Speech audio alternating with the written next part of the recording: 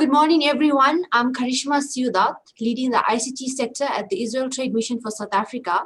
We are located in South Africa, Johannesburg. I'll be your host for today, together with Alon from the Israel Export Institution.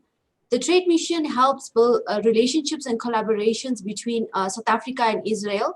We assist companies with knowledge, connections, and outreach in the SA and Israel markets, and help with performing technology scouting researches and facilitating B2B sessions between Israel and SA companies.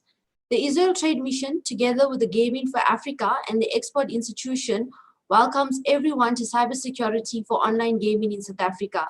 Please only ask questions to the presenters after they presented. Ask questions in the Q&A icon, not in the chat icon.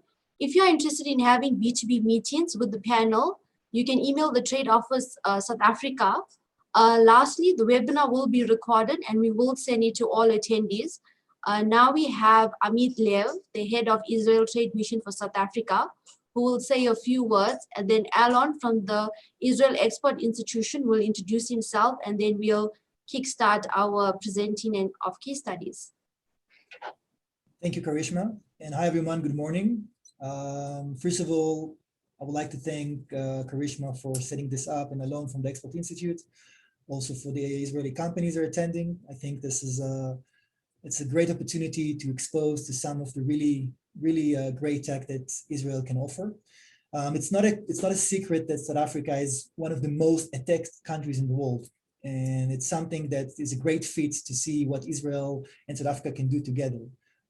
And this is why we decided, and we're going to do this around the year, to focus on specific cyber topics that will be relevant for the South African audience. And we will be glad to see a lot of collaborations coming through and a lot of knowledge that is transferred between the countries in order to see a more comprehensive and strength of cybersecurity ecosystem in South Africa.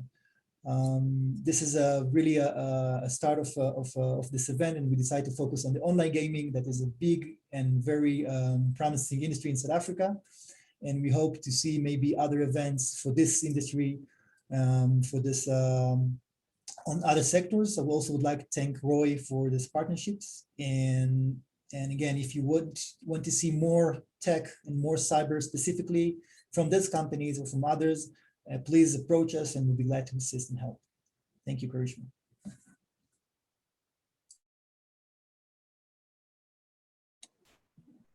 Alon, the floor is yours. Thank you, Karishma. And hello, good morning, everyone. So my name is Alon. I'm the head of the HLS Cyber and Aerospace sectors at the Israel Export Institute. We work closely with the trade and economic missions around the world, of course, with Amit and Karishma here in South Africa, in order to bring business opportunities and allow collaborations and cooperations between Israeli companies and, of course, foreign entities. You're going to see today and hear from 4 amazing companies, which I'll give the floor to them in a couple of seconds. But just wanted to say that if you have any request, any question, any scouting process that you want to initiate, feel free to reach out to us, of course, through the Trade and Economic Mission, and we'll be more than happy to assist. So without further ado, I'll give the spotlight to Reuven Aronashvili from CYE. Reuven. Thank you very much, Alon. Let me share my screen. Then just tell me if you're able to see it. Great. So good morning, everyone. I'm Reuven Aronashvili. I'm the founder and the CEO of CYE Security.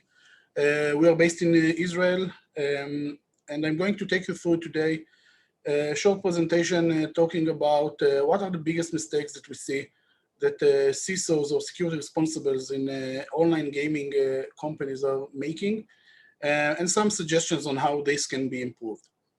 Very quickly about myself, I started my professional career in the Israeli army as part of the cybersecurity unit. I was one of the founders of the Israeli Red Team, Section 21.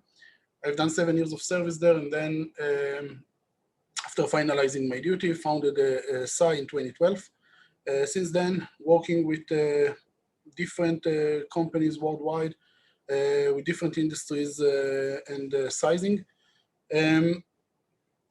Our main offering is actually hybrid situation between automated tools for the scale and a depth of the human brain for the depth of identifying vulnerabilities and being able to calculate the most cost-efficient cybersecurity mitigation planning for the organization. We have offices in Israel, in UK, Italy, and the US. In general, we are working globally, and that's something that, of course, provides us with very interesting visibility into different industries and into the world-leading companies worldwide. You can see some of the examples of companies that we are working with worldwide, but in general, there are giants like General Electric, more than 300K employees, and smaller organizations like World Economic Forum, just a few thousands of employees. I'm going to take you directly to the point. So we are going to demonstrate or to talk about let's say the three biggest issues that we see today. What we've done, we took all of our assessments or all of our engagements with gaming and online gambling organizations. We took an average situation and tried to identify what are the attack routes. This is the way that we work. What are the most common attack routes that we were able to demonstrate or to achieve in those organizations in order to tell you what we would do as, let's say, as an offensive group in order to target those business critical assets of those gambling or gaming organizations. Number one issue is the focus that we see, a very clear focus on the what we call the front gateways. In general, the gambling applications or the gambling infrastructure that is exposed out there. While we see a very significant gap between the cybersecurity level of those gateways when it compares to the internal organization or to the security of the rest of the organization that can be also, of course, a way into the organization. Maybe more in depth, when we talk about the ever-evolving threat, as you can imagine, there are multiple ways for attackers to try and get access into the organizations, from things that are considered to be very complicated and complex from an offensive point of view to things that are very simple like misconfigurations and just direct unauthenticated access to different interfaces. Then in general, we see that organizations are trying to tailor different security solutions, trying to cover those specific threats and making sure that those threats will not be effective or efficient against those organizations. However, between the cracks, there are a lot of things that are being missed. Those specific use cases, those specific misconfigurations, these specific vulnerabilities that are missed are then being leveraged in order to create the attack story against the organization. So from our point of view, when it comes to an organization, we take a very clear, let's say, a threat model in which we start from different starting points that can be internet attacker, on-site attacker, rogue or compromised employee, or any third party or supply chain related partner. On the right side of the screen, what you can see, those are the business critical assets. Now, when we start our activity, we use each and every one of the capabilities that are available. That can be application level, network level, infrastructure level vulnerabilities. From our point of view, everything is legitimate, including social engineering, phishing, and so on and so forth. Once we finalize a round of or a cycle of assessment, we get a very clear representation of the attack or the offensive route that we took against the organization. And now, based on that, we are starting with the specific analysis of how a mitigation process should look like. But the point that I'm trying to make here is that usually when we come to an online gambling company, we see that the internet perimeter, or specifically the applications, the gaming applications, are much more protected than the corresponding part or infrastructure in the organizational level. Second item is around prioritization. When it comes to mitigation or to cybersecurity investment in general, you try to take into consideration the best investment of your, let's say, dollar in order to get the highest value for money. In general, we see that the leading concept today of calculating cybersecurity risk in organization is per vulnerability is a concept based on CVSS. CVSS is an international standard to evaluate the severity level of specific vulnerability. The problem with that is that CVSS is really context free or really doesn't have a lot with the business context. So when you take into consideration different vulnerabilities and you try to evaluate how those actually influence or impact the business critical assets, you find a gap between something that is considered to be a critical vulnerability, for example, to the business critical assets that are then threatened by the same vulnerability. A specific use case or case study that we had just lately, we came into one of the largest gaming companies in the world. They had a very comprehensive assessment with one of the big four companies before us. They gave them or provided them with a very comprehensive report. And they took a very, let's say, common approach of let's fix everything that was related or everything that was considered to be either critical or high level severity. Everything that is medium level severity and below, we will postpone for a next round or for when we have time or budget. Now, we took the same organization and we've conducted a red team exercise in this specific environment, trying to see whether we are able to demonstrate a specific risk or access to business critical assets. And practically we were able to demonstrate that using those vulnerabilities that were not mitigated, some of them or the vast majority of them were actually familiar, but by the IT and the security team. So some of the things were not even a surprise, but by actually tailoring those specific vulnerabilities together, we were able to get into a situation that we get access to the CEO's laptop and remotely activating the camera and the microphone in order to really demonstrate that we are able to get access to VIP or C-suite executives in the organization. Here you can see also a picture of the CFO of the organization that we were able to get direct access to his PC and actually get or turn his specific device into a surveillance device. Of course, business-related data, we were able to get access to the CRM, to the SAP of the organization, and so on and so forth. The point that I'm trying to make here is the focus on the mitigation planning should be using a different mechanism in order to be able to prioritize and identify those things that do matter and can actually block an attacker from getting access or to move in the organization in a free way or in a very easy way. The third item is something that, again, it's very common in general and also common in the gaming industry. And that's the confusion that we see between technology investment and cybersecurity maturity, or actually even more accurately, the difference between technology and a capability. So from our point of view, buying another technology, that's something that is, of course, can be very efficient if you're able to integrate this specific technology with the right processes, procedures, skill level that is required in order to activate it and with the right operational process. But when you add just another tool without all of the above, that means without the processes, without the procedures, and without the human skill or the operational process to support it, then practically you are not only improving the situation, actually you are adding to the attack surface, and that's something that can then be used against the organization, of course. So our recommendation here is very, on the one hand, very basic, on the other hand, very important. And that is when you think about the technology, you need to think about the capability. That means integrate this technology with the actual need, with the relevant security processes, procedures, and of course, the people to activate this specific technology.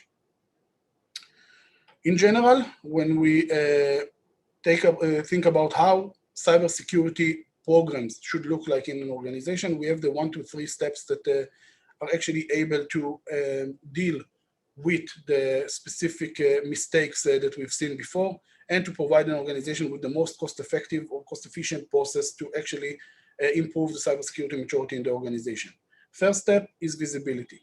Getting visibility into the threat or to the risk landscape in the organization by actually activating an offensive process in the organization while exposing those misconfigurations, vulnerabilities, and so on. This is a very important step in order to understand the cybersecurity situation of the organization. Here we take a very comprehensive approach, inside, outside, automated, manual, everything that can be done in order to expose the cybersecurity risk map that I've showed you before, the graph that actually demonstrates how a specific threat source can get access to a specific business critical asset. Second part is translating the technical risk, because usually, and that's one of the biggest gaps that we see, the pen test, red team exercise, or any kind of offensive exercise that you do in your organization provides you with a very technical explanation or description of what is the situation. Taking this specific technical risk evaluation and translating it into a business risk, that's a very critical step that a lot of organizations are skipping today, and that's then being reflected in the results and in the maturity level improvement practically. Last but not least, the optimization process of, let's say, resource and budget allocation for mitigation and risk improvement, that's a very crucial part. Here we use a specific algorithm mathematically proof that we can demonstrate that our recommendation would be the most cost efficient that the organization can take. But the point that I'm trying to make here is really taking a risk-based approach, but actual risk-based approach in which you are actually able to evaluate what is the contribution of each and every one of the vulnerabilities to the organizational risk by actually calculating the attack routes that are taking part of using or leveraging this specific vulnerability.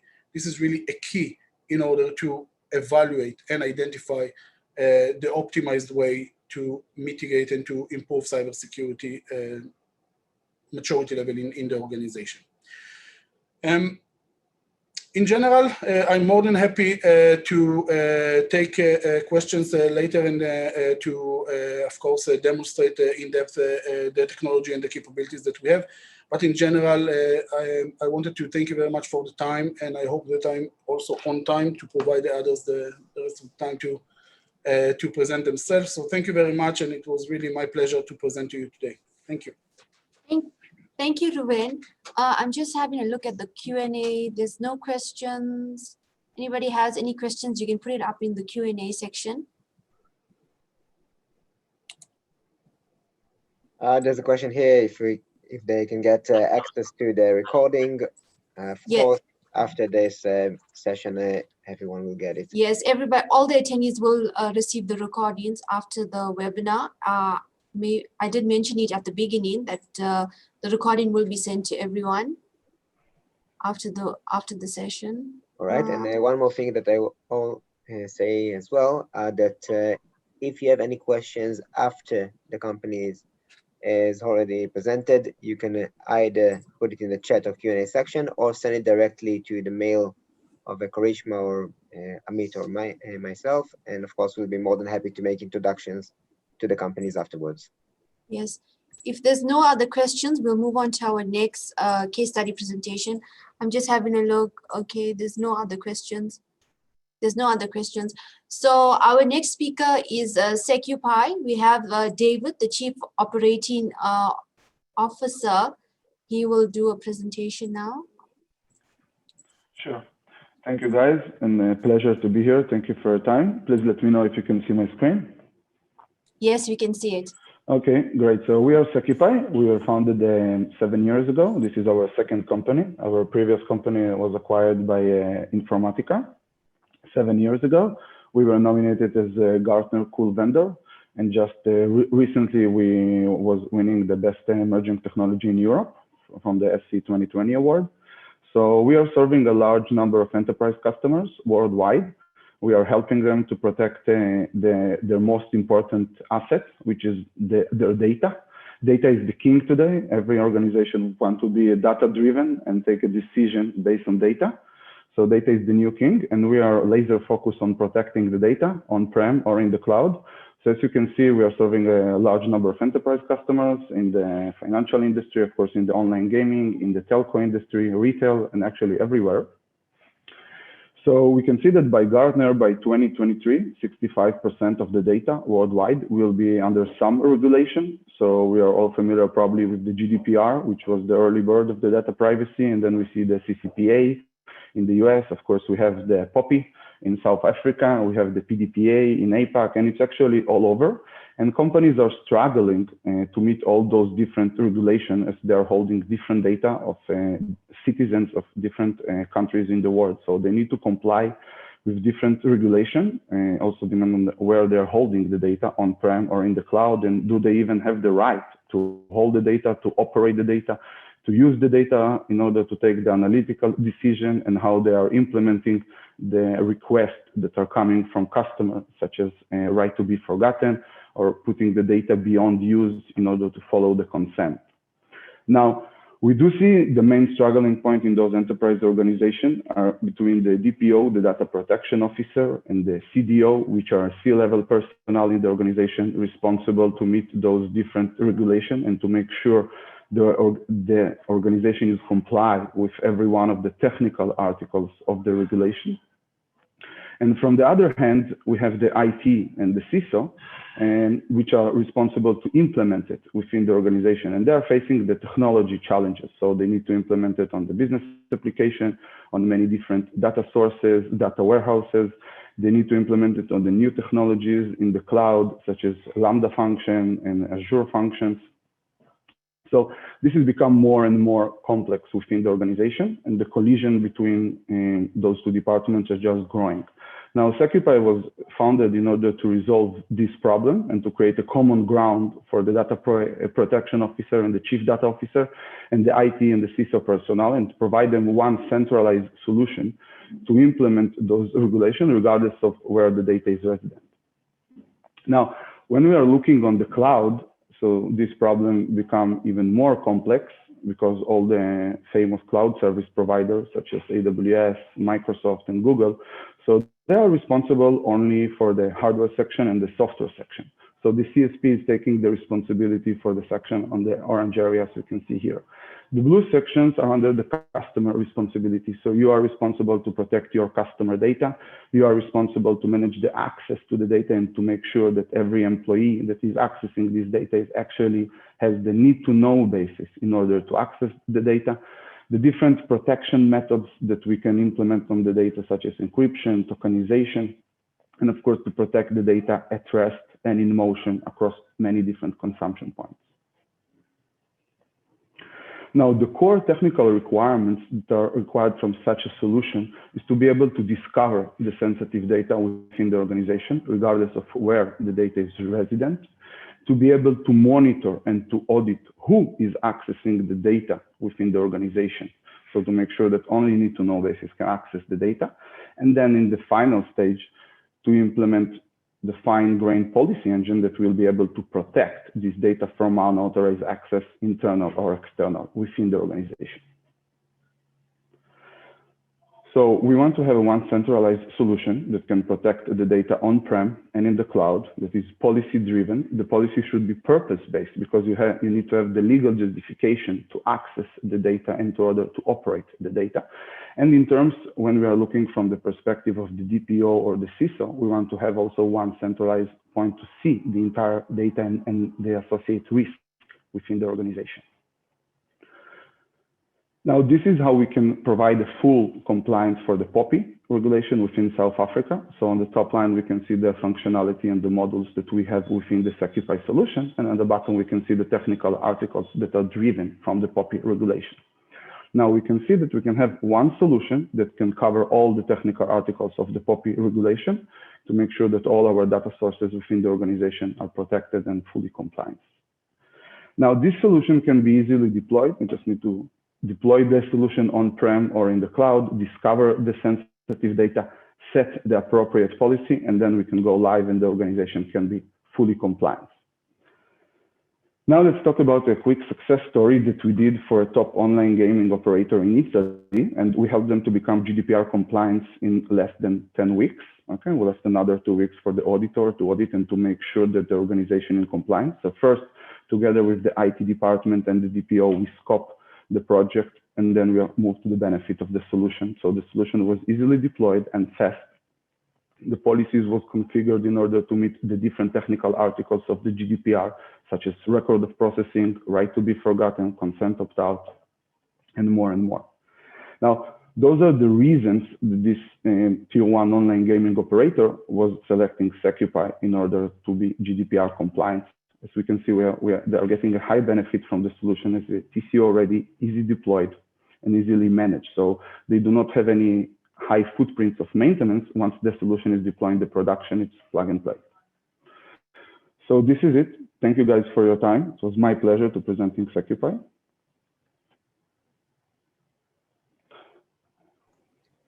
Thank you, David. Are there any questions from the audience?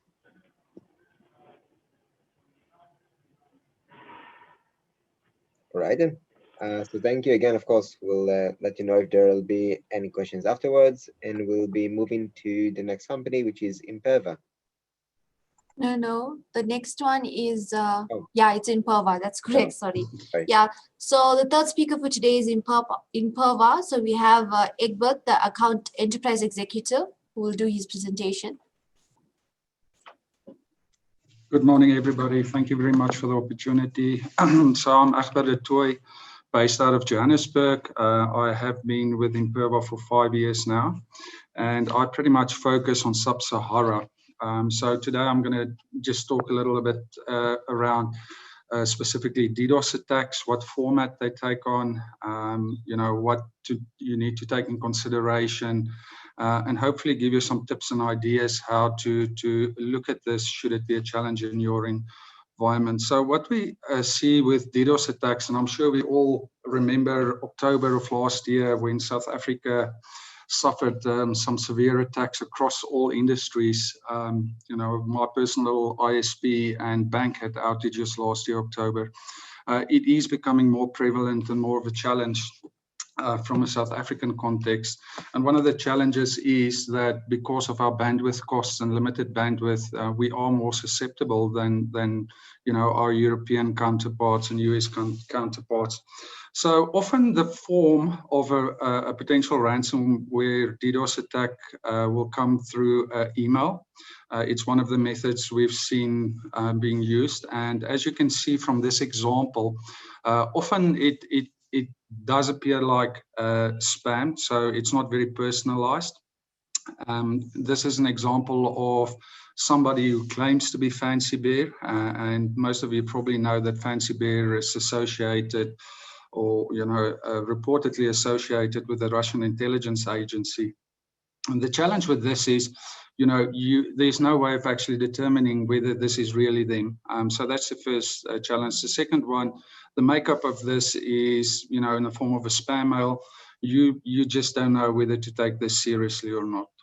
So that's one method that these attackers are using to target customers. The other challenge we have is, or the other method that they use is they might contact the respective company through the contact page. Now, in this example, we can actually see it's much more personalized. We can see it's not the first time they have contacted this specific service, this specific company. And we can also see that they specifically state that they have information around the infrastructure that will be targeted. And then, it's very personalized in that it's telling them they are not going to increase the original ransom price. And, the threat should be taken seriously. And they also give references to where they've done this. Now, once you receive this, the question is always, what do you do next? Do you wait and see? Do you pay the ransom? Do you alert executives? Do you start research into what you can do from a DDoS solution? And that's very difficult, to answer and to determine where to from there if you receive one of these ransom notes. If you consider paying ransom in certain territories, it's against the law. So that in itself presents a challenge. One of the reasons, or let's look at the reason why it's becoming so popular and more prevalent. We've actually done some analysis of the infrastructure we're protecting for our customers. And we have noticed a very big uptake on the low and slow attacks. And as you can see from a couple of examples here, it's very easy for anybody to get access to a DDoS stressor. And even though there is a very good reason why we do have DDoS stressors available in the market to test resiliency and website performance, they are actually maliciously used by individuals to target companies for DDoS attacks. The challenge is it's extremely cheap. You can see for as little as $10 per month, you can activate one of these stressors. And to the left, we can see here how easy it is. You just need to give a target IP address, the port, the duration of the attack, and off you go. So very cheap to actually target a company with a DDoS attack. You don't need the technical know-how. You can go online and get one of these stressors. And the other challenge we have is that all the information required to launch a successful DDoS attack against a company is public knowledge. You can get all the information about the internet infrastructure because it lives in the public domain. Here I just have an example of our internal encapsula cloud WAF and DDoS infrastructure solution that we pulled out all of the relevant information in terms of IP addresses, which is broadly available. And we're comfortable sharing this because we protect our infrastructure. So, DDoS is not a concern to us. But importantly, it's very cheap to get this done. You don't need skills. And in order to get it done, the information is available. It is in the market. You can get to it. I'm going to focus specifically on one use case, one of our current customers, and we'll look at what happened there. So if you recall on the second slide, I showed you the contact us email they received from a group claiming to be Fancy Bear. And what basically happened is they ignored it. And what they realized, they started getting proxy errors when trying to access their website. They started troubleshooting, eventually spoke to the ISP and found out that the ISP null routed their traffic. The reason being they were under severe DDoS attack, and the ISP, not wanting to affect the other customers, decided to discontinue the service for this customer. So as you can imagine, they had downtime. So the ISP actually contributed towards the DDoS attack by shutting the website, effectively shutting the websites down. The customer suffered 12 hours of downtime. It took about 40 people running around trying to find out, what's going on, how to fix it. And in the end, there was some severe cost involved with it. Often when we think about a website outage or, a DDoS attack, we think about, well, from a revenue perspective, what will the impact be on the business if the website is down for an hour? But what we can see from here is, there's a number of other factors that contribute to that cost. So resource time, all the people spending time trying to resolve the area, doing failover, ensuring business as usual, call center queries from unhappy customers. Suddenly your call center or your support team is overwhelmed and have to cope with unhappy customers. So it's more than just the cost of that actual outage. So what we actually now see is that for relatively little money, $10 or maybe even $150, depending on the size and the duration, it can have a severe financial impact on customers. So relatively cheap for protagonists to launch these attacks, but it can have a severe impact on bottom line for a customer that is targeted. So I'm just going to go through a couple of myths and hopefully, talk to them and give you some ideas around how to approach it within your own environment, should this ever be a problem. One of the first myths is just pay them, they'll go away. So I think, it goes without saying, you have no guarantee these people are criminals, and you have no guarantee paying them will make them not attack you and go away. And if anything, if you do pay them once, it might encourage them to come back a second time. A second myth is my ISP is going to protect me. And that's probably one of my first recommendations would be to have this discussion with your ISP and understand how and what kind of protection they do have. So some ISPs do offer DDoS protection, but there are always T's and C's involved with that. And as we saw in that example, that specific ISP decided to switch off the customer in order not to affect the other customers. So, my ISP might have some DDoS mitigation capabilities, but ensure you understand what the limit is and how they will protect you. A third myth is my system can scale to handle the load. So while this might be true, maybe from an ISP perspective, the bandwidth availability, or, if you're using cloud, Azure, maybe you have the ability to scale. But something you have to keep in mind is all of these service providers are usage-based. So you're going to pay if you start getting a low and slow DDoS attack. All that additional traffic, is going to result in an effect on your bottom line. You will have to pay for that. So be mindful that even though you might be able to scale, there will be other hidden costs involved in that. Another myth is customers quite often feel that on-prem mitigation solutions is enough. So there is a couple of challenges there. Number one, by the time the on-prem solution kicks in and starts doing its job, the traffic is already at your front door. Our approach is to mitigate the traffic closest to where it's originating from. So you might already have overwhelmed infrastructure by the time it reaches the on-prem appliance. It is a resource-intensive exercise. You need people to manage those on-prem appliances. And, it becomes more and more difficult where you, for instance, have pulse attacks and low, slow attacks. It just adds additional strain on your resources to mitigate this. Our approach from a DDoS perspective is to look at mitigating, scrubbing the traffic closest to the point where it's originating from, which is important if you consider that most of DDoS attacks, 90% plus of DDoS attacks in Africa actually originates in Europe, US, Asia. So if I, for instance, have a DDoS attack that's incoming from China, I would prefer that traffic to be scrubbed somewhere at a point of presence close to where it's coming from. A fifth myth is that attackers don't know the infrastructure, and as illustrated, that information is available. They can get your IP addresses, they can identify your DNS servers. The information is out there and available. So just keep that in mind. So, in evaluating a proper DDoS solution, a couple of things that we recommend you consider is time to mitigation. Not all DDoS solutions are equal.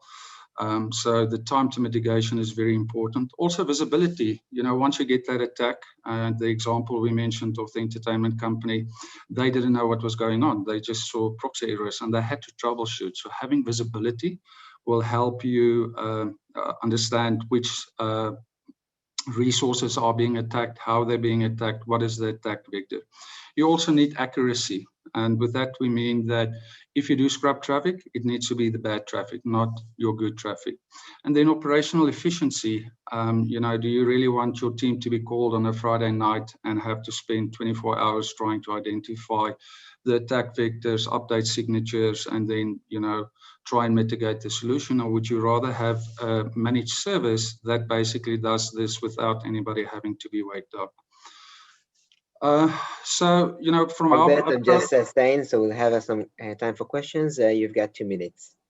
Thank you very much. So just in short, from our perspective, it's all about visibility. It's about protecting all of your assets. So websites, DNS, all of your protocols, and also having the option of always on-demand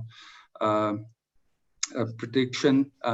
Crucially, having a single pane of glass to have visibility across your infrastructure to help you understand what is happening, what is clean traffic, what is bad traffic, and then having automized protection.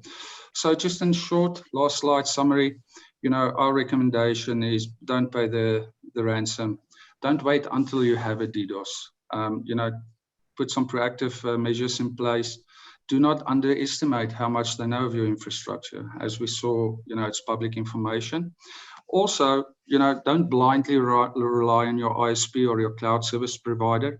They do provide, in some instances, DDoS protection, but make sure you do understand what is the capabilities of that solution, what additional cost might be incurred, from a consumption basis. So make sure you understand what is on offer from them. And don't think they won't be back. Unfortunately, they have a way of coming back. So, don't take the threat seriously. Put a plan in place. Assess the business risk. Understand what the impact will be on your business should you suffer a 12-hour outage. Evaluate the mitigation strategy, whether it's in conjunction with your ISP or a service provider like Imperva, but look at strategy. create a resilience plan. And it's not only about, protection of websites and DDoS. As we saw on one of the earlier presentations, you need to look at all of this security controls within your environment. And don't put this off. I, unfortunately, so far this year, had 3 customers, prospects, I should rather say, that came to me, that have received ransom notes, and, they panicked. They didn't have any plan in place. So don't wait until you get the note, start investigating, see what your options are.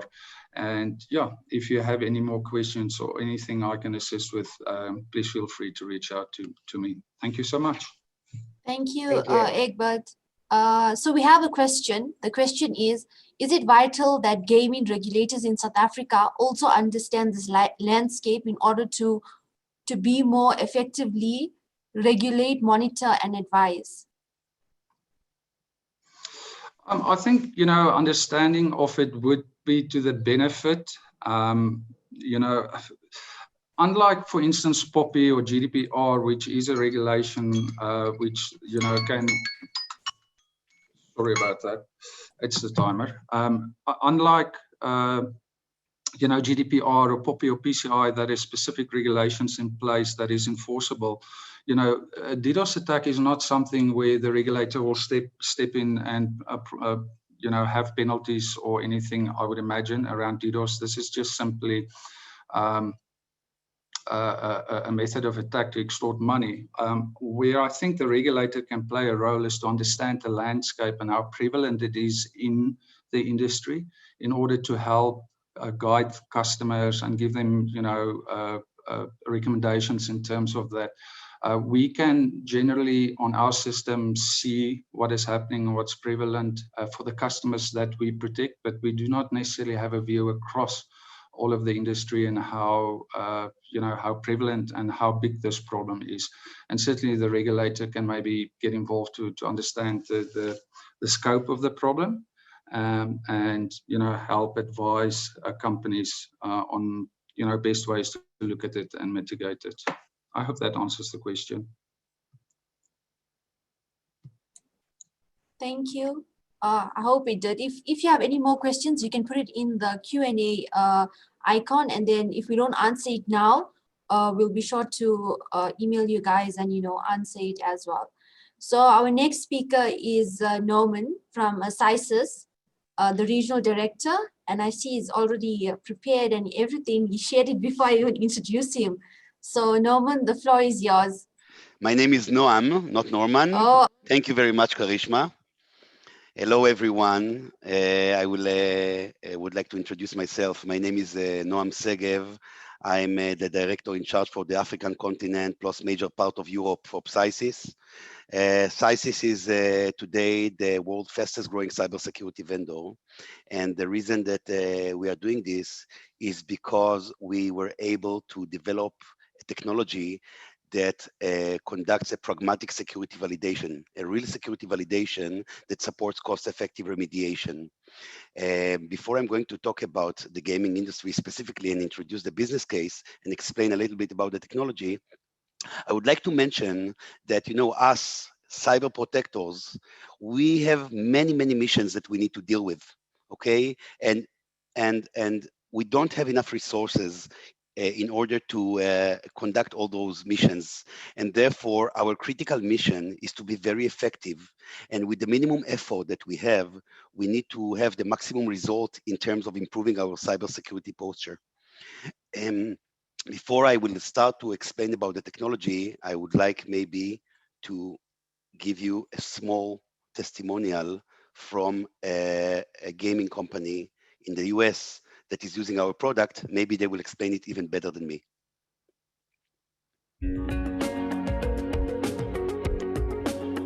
Our journey started at the beginning of this year. We started doing evaluations of different open source products, and the need started because we wanted to get a better handle for our traffic that's going across our internal network. We thought that our endpoints and network was pretty well secure, but we had never gone through an actual pen test. We've done vulnerability scans here and there, but when Pantera came on and we started doing those scans, it found those vulnerabilities, but was able to go the extra step and actually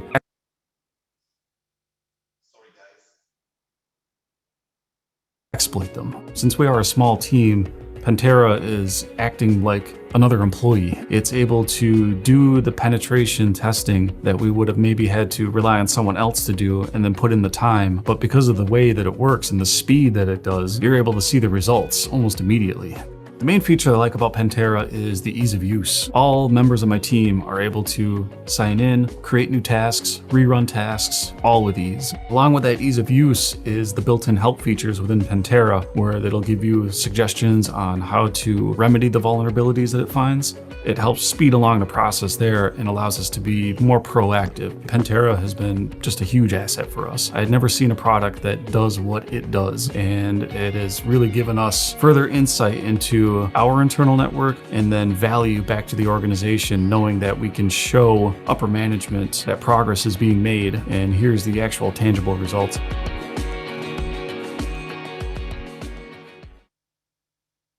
Cool. So, how do I, sorry. Okay, cool. All right, so before I'm going to explain to you what we are doing, let's talk a little bit about the attacker kill chain. What are the steps that an attacker is doing when he's coming to attack your organization? The first step that he will do will be reconnaissance. He will gather information about your organization. You can do it from open sources like your company's website, your employees' Facebook or LinkedIn accounts, and what they publish there. Or you can buy information in the darknet, for example. Let's say that someone was selling your credentials list on the darknet, okay? You know, there are today cyber threat intelligent services, but in most cases, they are not effective because when they already found this information, it's probably was used against you. So there's nothing much that you can do there. After he gathered the information, he will conduct an initial attack. Okay, let's say that the attacker bought your credential list, and now he's doing a phishing attack on all of your employees. And once he was able to conduct the initial attack, he established a foothold or a breachhead inside your network. He will escalate his privileges, do internal reconnaissance, move laterally, establish persistence, and do this cycle several times. By the way, normally it takes several months until an attack is being conducted. The average time that an attacker spends in your organization is 300 days without being discovered, okay? So he will do this cycle several times. Let's say that he achieved his purpose, stole your source code. The last stage that he will do will be data exfiltration. If he got into the stage of data exfiltration, it's too late for you guys, right? So how do we protect ourselves? Most organizations are focusing their protection on protecting the external perimeter and the internal network, the internal IT network. Now, all of us know that the basic assumption in cybersecurity is that the perimeter is dead, right? It doesn't matter how much you will protect your perimeter, and you should protect your perimeter. It shouldn't be open for everyone. But if I really want to attack your organization, it's a matter of effort. Okay? What the Pantera, our product, is doing, the Pantera is an automated penetration testing platform, okay, that focuses on the assumption that an attacker was able to get inside your network. And what we are doing, we are challenging your entire security architecture, okay, of the internal infrastructure network, okay? We are making sure that all of your existing security architecture is working properly, that even if an attacker was able to get inside your network, he will not be able to move freely inside until he gets to the critical assets. So what is the concept of the Pantera? The Pantera, for the first time in the world, it's an automated penetration testing that provides a real security validation that also supports cost-effective remediation. What is the ideal? The solution is a software solution. You can install it on a basic Linux machine. When we come to do a POC, it's on a laptop, okay? And we have a GPU inside, and all we need is to get a network access. It's totally agentless, okay? All we need is to access into your network. Once we connected into your network, we can design a task or a scenario. And now the Pantera will do exactly what a human penetration tester will do. It will do network reconnaissance, vulnerability assessment. It will sniff credentials and crack passwords, conduct relay attacks and malware injection, and data gathering and lateral movement, pivoting, privilege escalation, test reporting. The main difference is that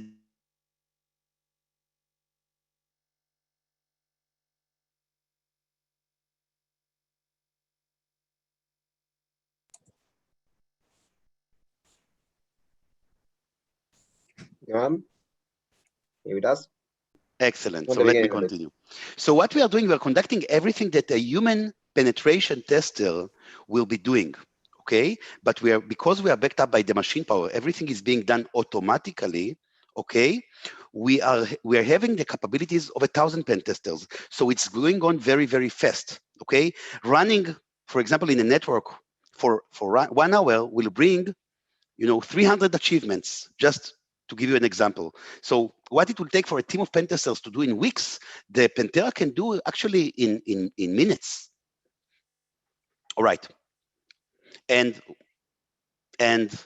because of the speed, we can map the entire network from an attacker perspective very, very, very fast, find all the vulnerabilities, exploit them with all the possible ethical exploitations, build all the possible attack vectors, and get all the possible achievements and map your entire network, okay? Now, this is a great value because when we are finding all the possible vulnerabilities and what will be their actual business impact, it means that we can identify for you what would be those 2 or 3 vulnerabilities that if you deal only with them on the short term, you will be able to block 90% of attacker capabilities.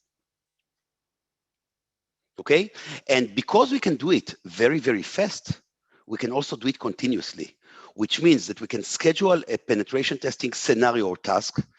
We can decide what will be the frequency. It can run automatically if it's a critical segment every week. If it's a less critical segment, maybe every 2 months, okay? But the Pantera will go ahead and do it by itself. It will discover vulnerabilities as they emerge. The internal network is dynamically changing all the time.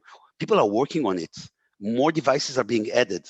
Okay, not only this, that we will be the ones who will find the vulnerabilities and discover them before an attacker will be able to use them. Okay, we are also sending every 4 to 5 weeks, we are sending to all of our production customers a new version that represents all the latest attacker capabilities. For example, we are going to release in 2 weeks a new version that is going to have 9 more ethical exploitations that represent the latest attacker capabilities. So for the first time in the world, we are not 1 step behind the attacker. We are 1 step ahead of the attacker. Now, just to understand the value of running continuous penetration testing. So if you are conducting, let's say, once a year penetration testing, okay? So this was our risk level. And here we conducted penetration testing, we did remediation, and we lowered down the risk level. But with every change that happens in the network, new vulnerabilities that come up, new IT systems, new privileged users, new sensitive data, new network device, with every change in your network, there are new, the risk level goes up. But when you are conducting continuous penetration testing, you are able to maintain your risk level much, much lower. Okay? As I said, we are showing you a full attack vector visibility. So we do not tell you, okay, this is the vulnerability and that's it. There are no false positives here. And by the way, no false negatives, because for every vulnerability that we find, we exploit it. We build the attack vector and we show you the actual business impact. So if we were able to access your source code, we will show you that. If we're able to go to your billing system, we will show you that we have access to your billing system. There are no false positives here and no false negatives because we will be doing everything. Human penetration testing will be missing a lot. It will be limited to the time and to the scope. And we are mapped, as a solution that is conducting ethical exploitations. We are mapped according to the MITRE attack framework. And every ethical exploitation that we are conducting, we have integration into the MITRE. And in the MITRE framework, it will show you what is the actual ethical exploitation and how it's being conducted non-ethically by attackers. Our capabilities today, we have the capability to work on hybrid environments. Okay, so if you have, let's say, an environment which is hybrid, we will be making sure that all of your infrastructure is secured. For us, it's not relevant if it's on-premise or cloud or hybrid. We can operate in all of these. And the most, I think this is one of the developments that really made us an enterprise-ready solution. Today, let's take a South African organization that I know personally. Let's take ABSA Bank, okay? sitting in Johannesburg, but they have activity in 11 countries across Africa, plus they have branches in New York and in London, okay? Until today, they used to use different service providers in order to conduct penetration testing in different locations, or they used to fly from one location to the other in order to validate their securities. It took them a lot of time, a lot of effort, and was very expensive, okay? Today, the Pantera has a distributed architecture, which enables us to perform PT scenarios across different network segments, across different regions, states, countries, and continents, and all of them are managed by a single management console. So if you have different locations, you don't need to travel over with the Pantera. With the single management console, you can run all of the attack scenarios that will begin from different locations. And together, by the way, when I used to work in the consulting industry and I used to price a penetration testing project, 25 to 30% of the cost or the time of the consultant used to go for preparing the report. Together with the automation of the penetration testing, we also have instant reports. We automated the reports, and today we generate automated reports that will serve any purpose of the cybersecurity department. Reports that will go to the regulator or to strategic customers, okay? They will show that we are practicing cybersecurity and improving over time without exposing sensitive information.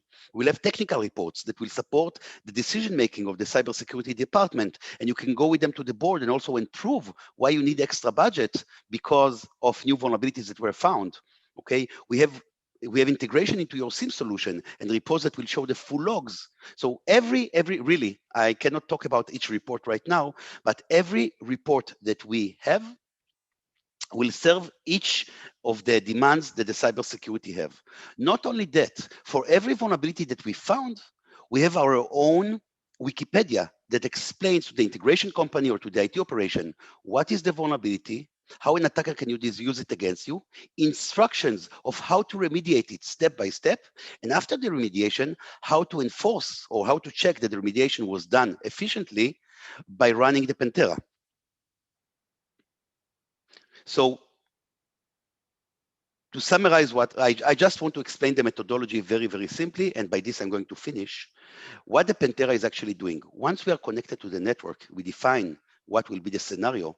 The Pantera will fully automatically begin with the discovery of all the live hosts, enumerate them. What are you? Are you a PC, a server, a router, a printer?